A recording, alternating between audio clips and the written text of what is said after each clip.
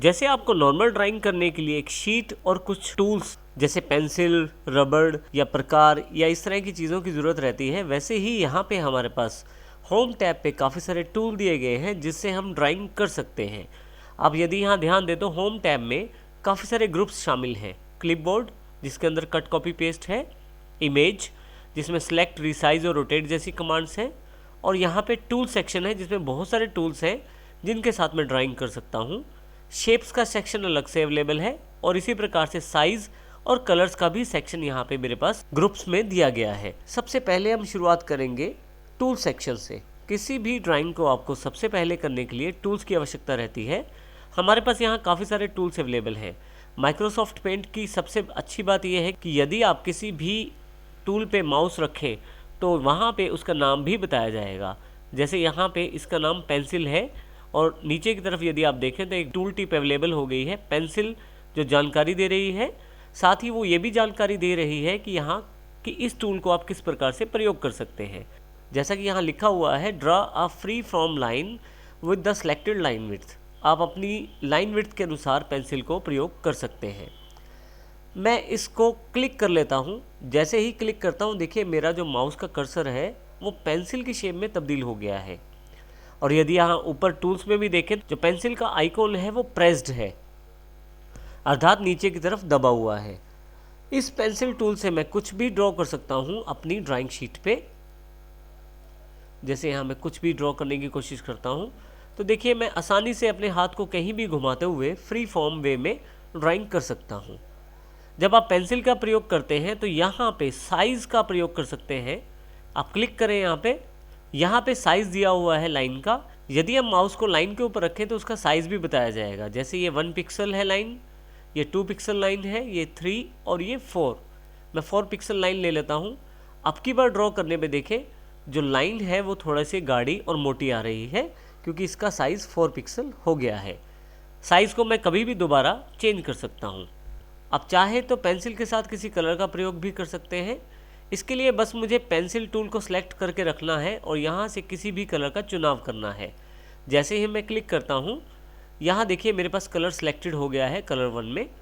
अब जब मैं पेंसिल से कार्य करूँगा तो रेड कलर में आएगा। मैं यहाँ इसका साइज़ 4 पिक्सल ले लेता हूँ। ये देखें, मैं एक और कलर यहाँ से ले लेता हूँ। इस प्रकार आप कोई भी कलर चूज़ कर सकते हैं पेंसिल के साथ और उससे आसानी से ड्राइंग आप कर सकते हैं।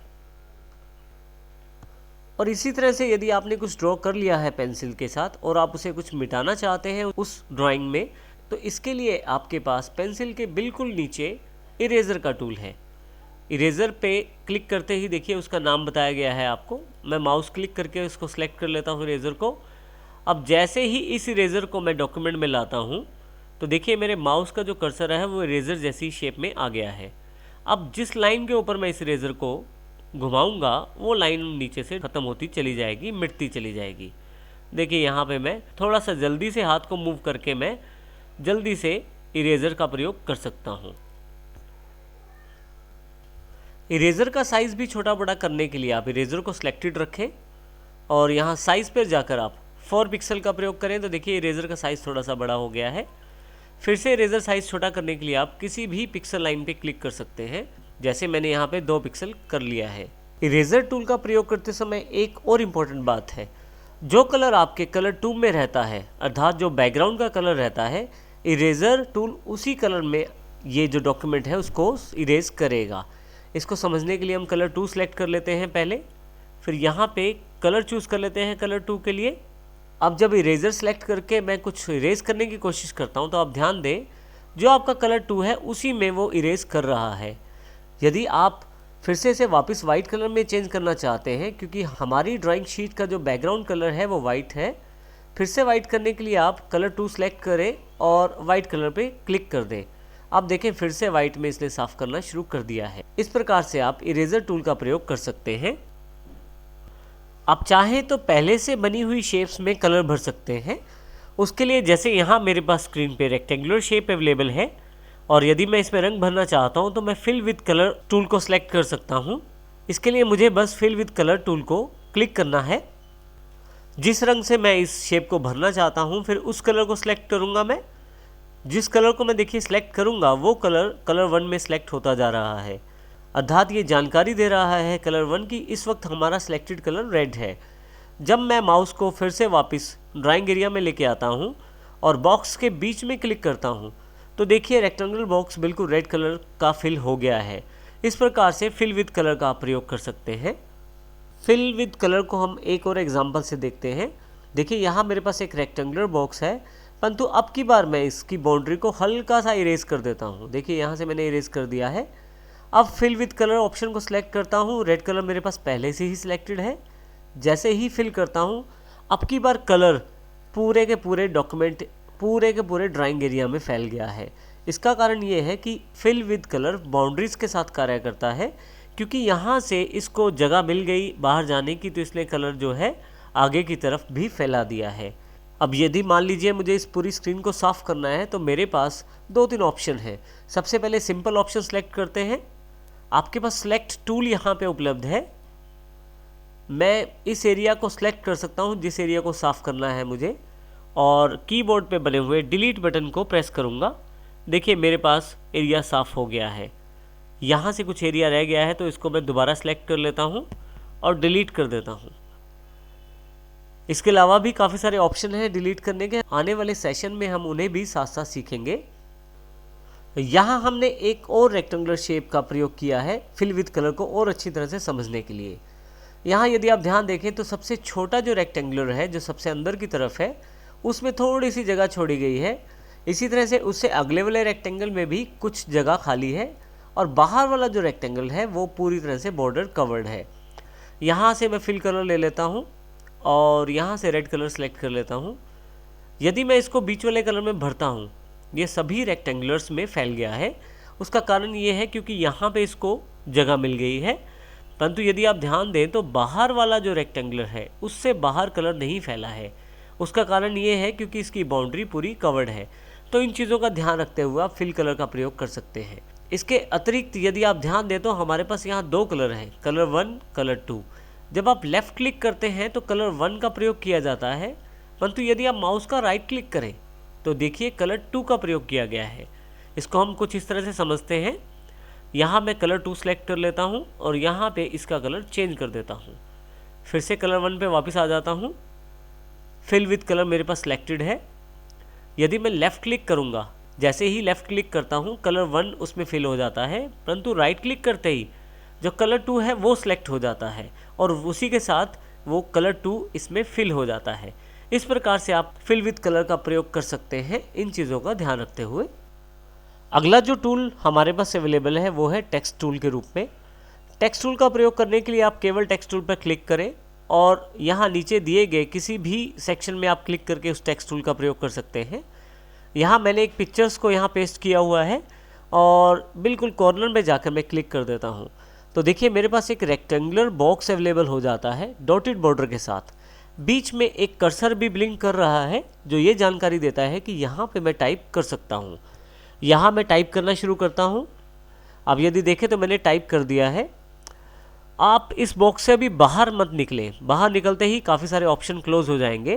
तो अभी हम इस डॉटेड बॉर्डर बॉक्स को ऐसे ही बना रहने देते हैं।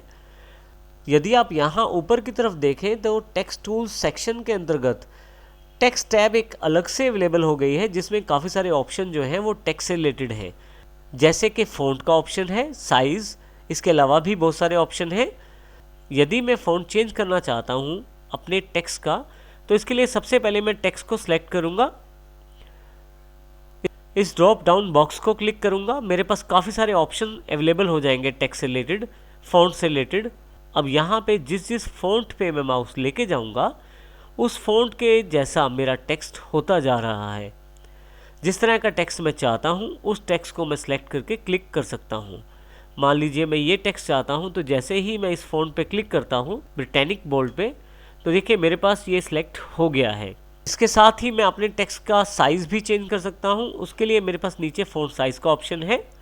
माउस रखते ही ये जानकारी टूल टिप द्वारा आपके पास अवेलेबल है, फ़ॉन्ट साइज़। जैसे ही इस पर क्लिक करता हूँ तो देखिए माउस जिस साइज़ पे मैं लेके जाता हूँ उस तरह का साइज़ मेरे टेक्स्ट फ़ॉन्ट का हो रहा है। यहाँ मैं 28 साइज़ को सिलेक्ट कर लेता हूँ तो जैसे ही सिलेक्ट करता हूँ मेरे पास उसी साइज़ का टेक्स्ट अवेलेबल हो जाता है। इसी के साथ टेक्स्ट को मोटा करने के लिए बोल्ड ऑप्शन है। आप इसे हल्का सा टेढ़ा यानी कि इटैलिक भी कर सकते हैं टेक्स्ट को। आप चाहें तो अंडरलाइन कर सकते हैं टेक्स्ट में यू से। इसी तरह से स्ट्राइक थ्रू का ऑप्शन है, यदि आप क्लिक करें तो बीच में अक्षरों की एक लाइन आ जाएगी। अब ध्यान दीजिए, जिस जगह से मैं जिस ऑप्शन को क्लिक करके ऑन कर रहा हूं, वहीं से उस ऑप्शन को ऑफ भी किया जा सकता है। जैसे बोल्ड क्लिक किया, यहाँ से बोल्ड एनेबल हो गया है, दोबारा यदि मैं क्लिक करूं तो बोल्ड डिसेबल हो गया है। इस प्रकार आप इसका प्रयोग कर सकते हैं। इसके साथ बैकग्राउंड में आपके पास दो इंपॉर्टेंट ऑप्शन दिए गए हैं, ओपैक और ट्रांसपेरेंट।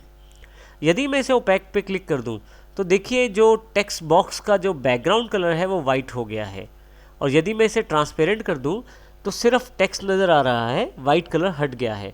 तो यदि आप अपने टेक्स्ट में ट्रांसपेरेंसी चाहते हैं, आप चाहते हैं कि उसके पीछे वाला हिस्सा या तस्वीर दिखाई दे, तो ट्रांसपेरेंट रखें, अन्यथा आप ओपैक भी कर सकते हैं। आप टेक्स्ट का कलर भी चेंज कर सकते हैं। उसके लिए आप फ़ॉन्ट को सिलेक्ट करें और यहाँ पे जिस कलर पे आप माउस लेके जाएंगे वैसा कलर आपके पास यहाँ अवेलेबल हो जाएगा। जैसे यहाँ मैं फिर से इसे येलो कर देता हूँ और क्लिक कर देता हूँ, तो देखिए मेरे पास यहाँ कलर अवेलेबल हो गया है। इस प्रकार से मैं टेक्स्ट ऑप्शंस का प्रयोग करके यहाँ पे टेक्स्ट लिख सकता हूँ।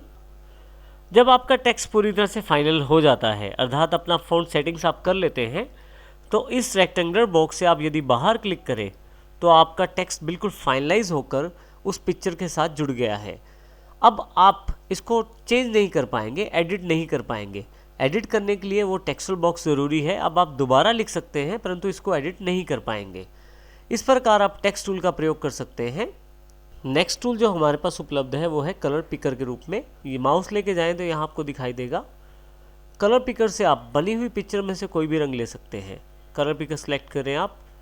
बनी हुई पिक्चर में आप जिस रंग को आप लेना चाहते हैं उस कलर पे क्लिक कर दीजिए। जैसे मैं इस ड्रेस कलर को लेना चाहता हूँ, मैं क्लिक कर देता हूँ। वो ड्रेस कलर मेरे पास यहाँ कलर 1 में सिलेक्टेड हो गया है। अब इस कलर को यदि मैं यहाँ बॉक्स में भरना चाहता हूँ तो मुझे फिल विद कलर का प्रयोग करना पड़ेगा। मैं सिलेक्ट कर लेता हूँ और यहाँ पे फिल कर देता हूँ। इसी प्रकार से दूसरा कलर लेने के लिए फिर से कलर पिकर का प्रयोग करता हूँ मैं यहाँ से, और मान लीजिए अब की बार मैं ये रेड कलर लेना चाहता हूँ।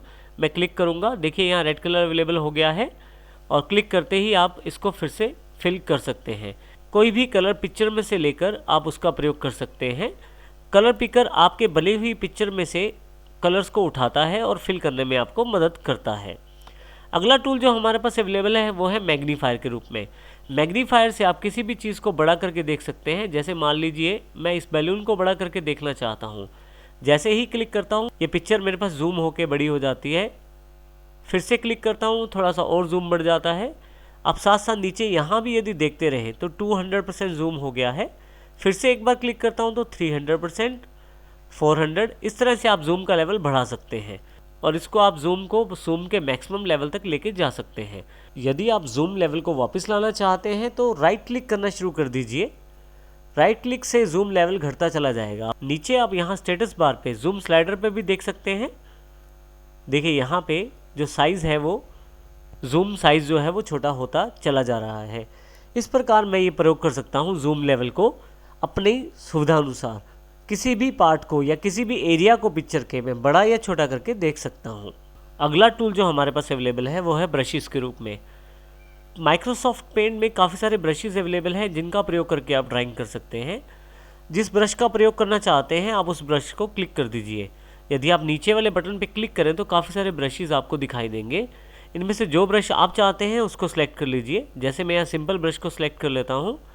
जैसे ही माउस को मूव करता हूँ लेफ़्ट क्लिक प्रेस करके तो देखिए मेरे पास वो ब्रश काम करना शुरू कर देता है। इसी तरह से मैं दूसरा ब्रश ले सकता हूँ कोई, और आप ड्रॉ करके इनके डिफरेंस को देख सकते हैं। जैसे यहाँ पे एयर ब्रश है तो कुछ एयर ब्रश जैसा इफेक्ट यहाँ पे आ रहा है। इसी तरह से अलग अलग ब्रशेस इफेक्ट हैं। आप किस प्रकार का इफेक्ट प्रयोग कर रहे हैं, अगर माउस रखें तो ये आपको उसका नाम भी बताएगा।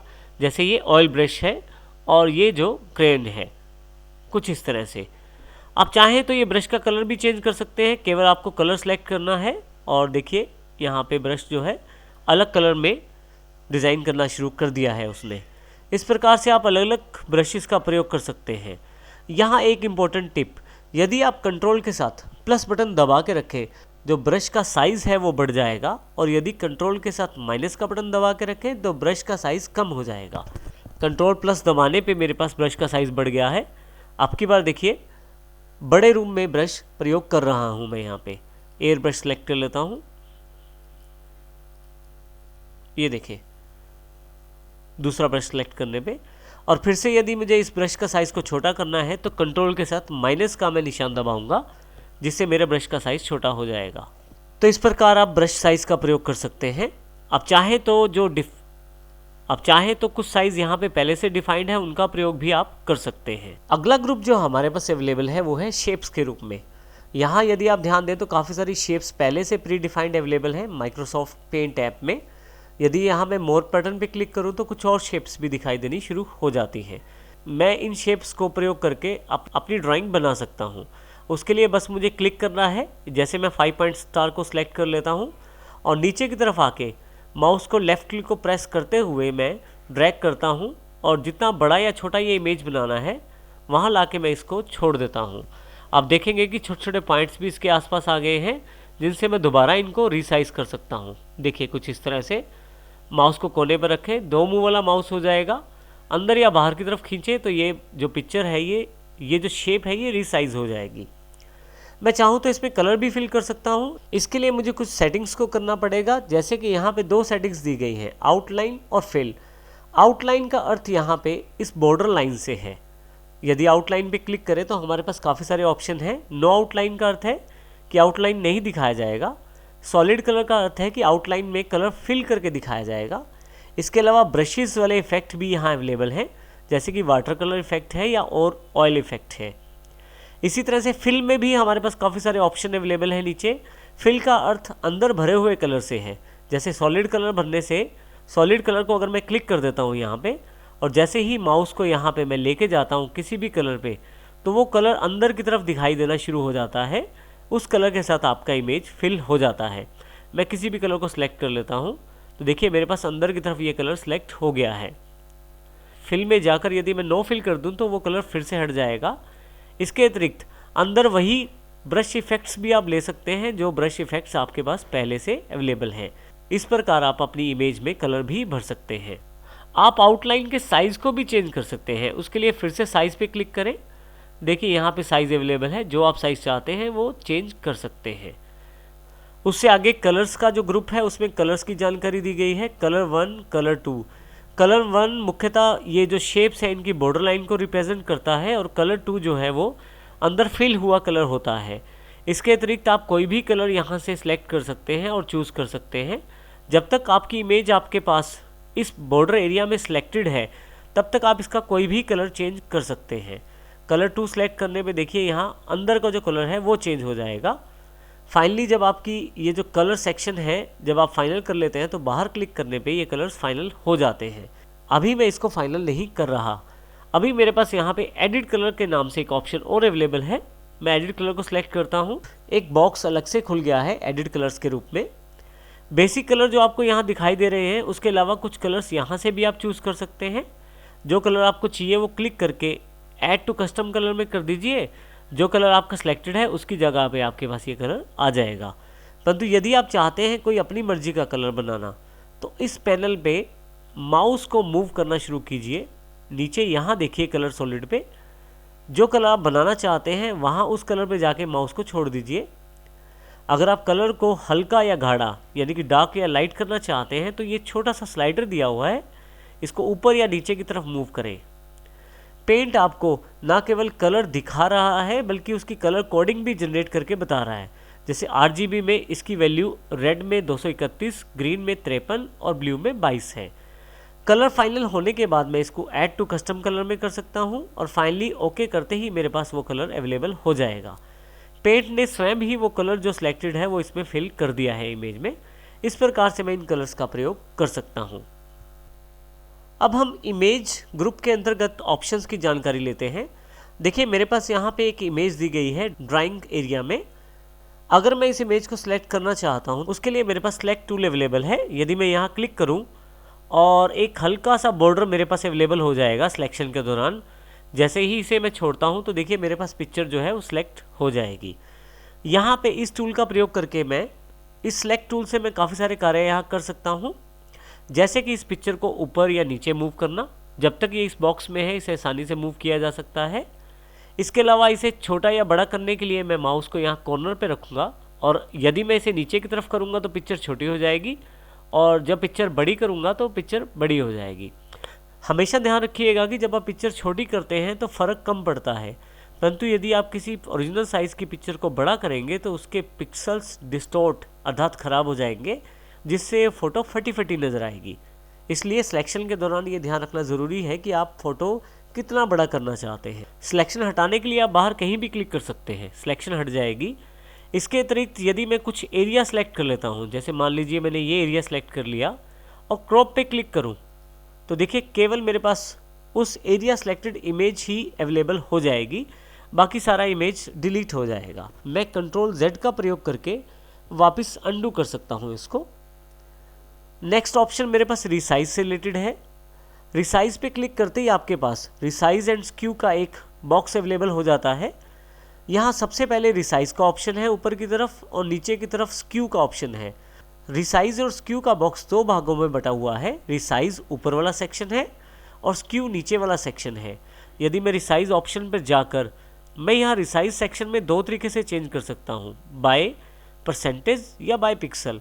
परसेंटेज का अर्थ है कि कितने परसेंट मैं उस पिक्चर को बड़ा या छोटा करना चाहता हूँ और किस तरफ से।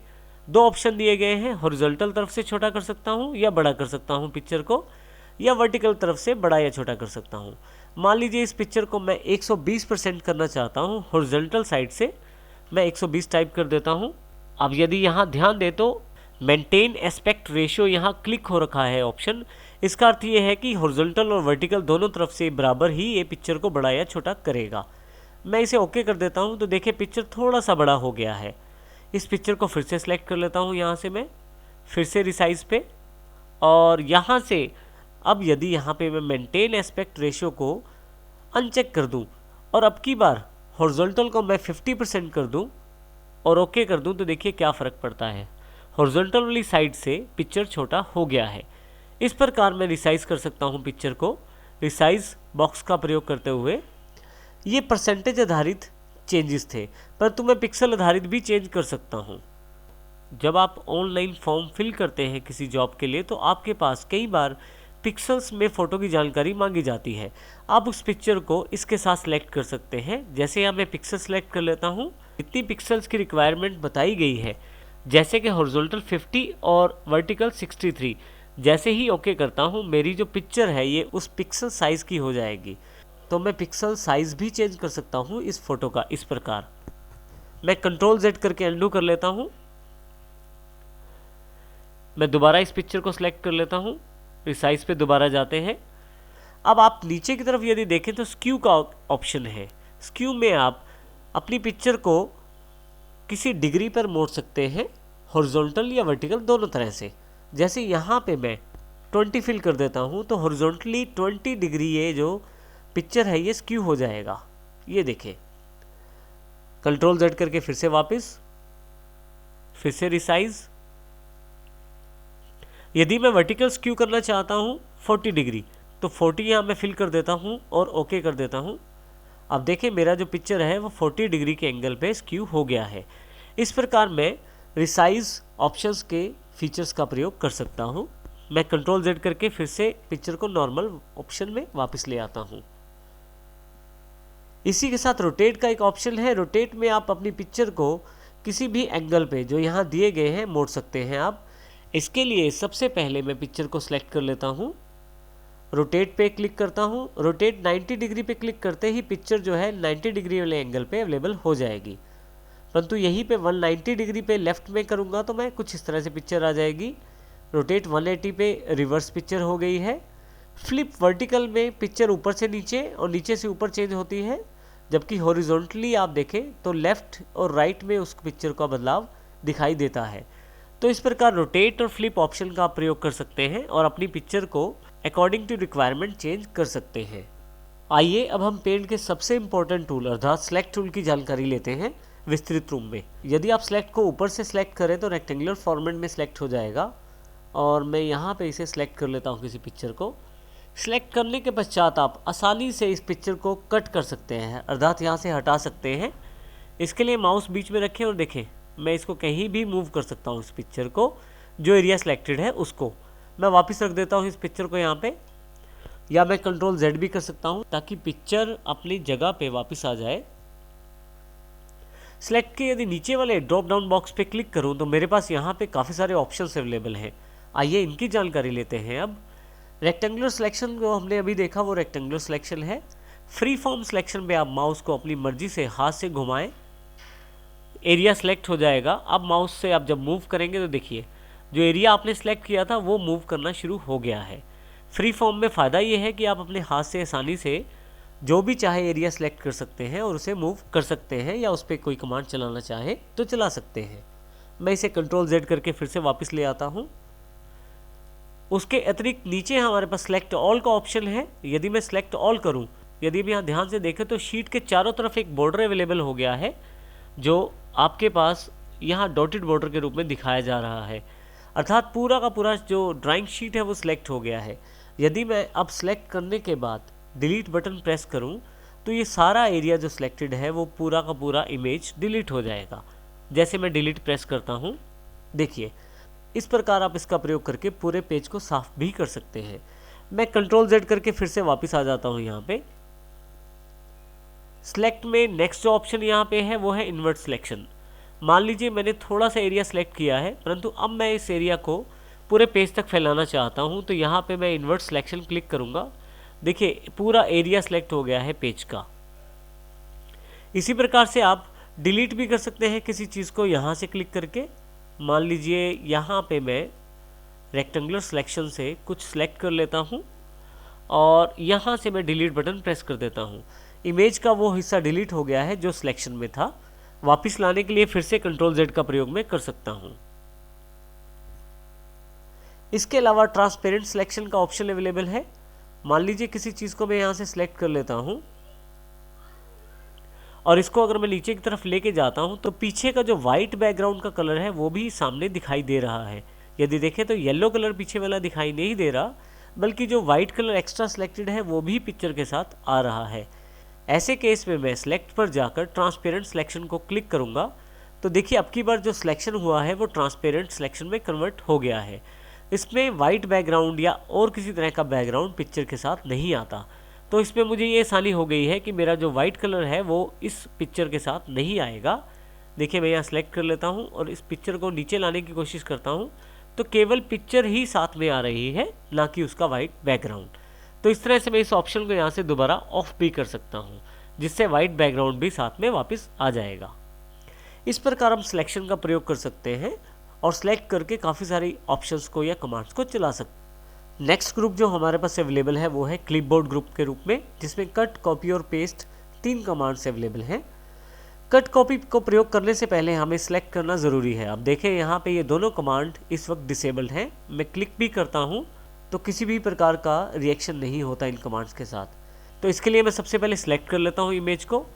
यहाँ यदि मैं कट पे प्रेस करूँ, देखिए अब कट मेरे पास इनेबल हो गया है। माउस ले जाते ही यहाँ पे शॉर्टकट की जानकारी भी आपकी स्क्रीन पे है। जैसे कि यहाँ पे बताया गया है, Ctrl+X को दबाने से वही काम होगा जो कट को प्रेस करने से होगा। अब मैं यहाँ कट को क्लिक कर देता हूँ तो देखिए यहाँ से जो इमेज सेलेक्टेड थी वो कट हो गई है। मैं अगर पेस्ट पे दोबारा क्लिक करूँ तो वो इमेज यहाँ पे अवेलेबल हो गई है। इस तरह से इमेज को मैं एक जगह से मूव कर सकता हूँ दूसरी जगह पे कट का प्रयोग करते हुए। अगर मैं इमेज को वापस उसी जगह रखना चाहता हूँ तो कंट्रोल Z का प्रयोग कर सकता हूँ। इसके अलावा आप ऊपर क्विक एक्सेस टूल बार में अंडू का बटन भी प्रयोग कर सकते हैं। 2 बार अंडू का प्रयोग करने पर देखिए वापस इमेज वहीं पे आ गई है। लेकिन अगर मैं चाहता हूँ कि फिर से आगे जाना है मुझे, तो मैं रीडू का फिर से प्रयोग यहाँ पे कर सकता हूँ। तो कुछ इस प्रकार से मैं इनका प्रयोग कर सकता हूँ। आइए अब बात करते हैं कॉपी की। सबसे पहले सिलेक्ट कर लें आप किसी इमेज को, कॉपी पे क्लिक करें और पेस्ट पे क्लिक करें। देखिए आपके पास इमेज पेस्ट हो गई है।